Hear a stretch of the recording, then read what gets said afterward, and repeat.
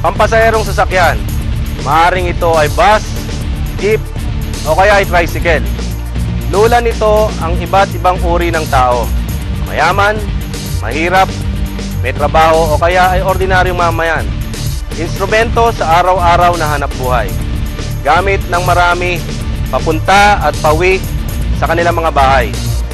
Pero sa pananaw ng mga taong may pilipit na pag-iisip, ito ay isang lugar na pwede nilang gawin ang kanilang masamang balakin. Gamit ang criminal modus operandi upang mabiktima ang mga sakay nito.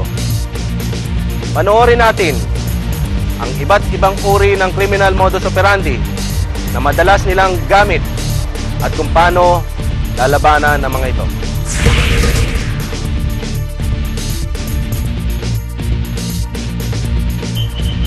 Laglag barya, pangkaraniwang krimen sa loob ng bus. Huwag niyong gayahin yung biktima sa eksenang ito.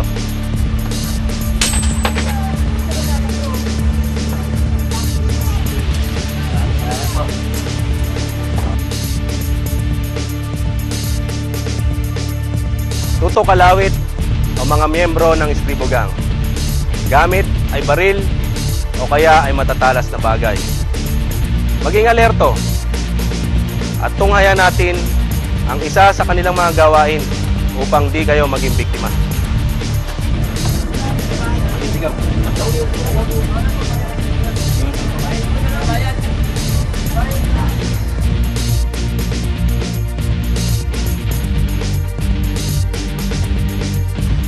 Grupo ng laslas.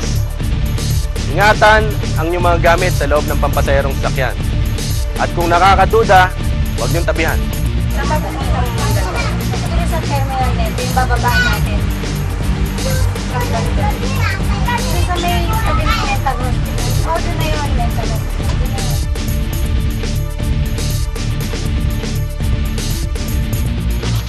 Pag nasa bus kayo, o kaya jeep, huwag kayo masyadong mag-relax.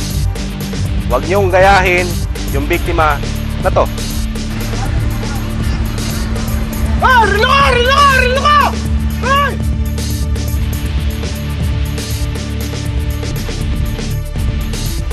Mga miyembro ng Sesto Gang, ang pinakamagandang gawin, huwag niyong pansinin ang kanilang pangungulit sa pag-alok ng kanilang produkto. Sesto, sesto, sesto. Ano, magkano sa niyan? Sesto, sesto.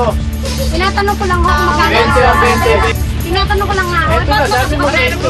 Pare, ayaw magbayad ho. Bayaran mo na. Kung border ho, walang bayad ho. Ayan. O, yung sukli ko.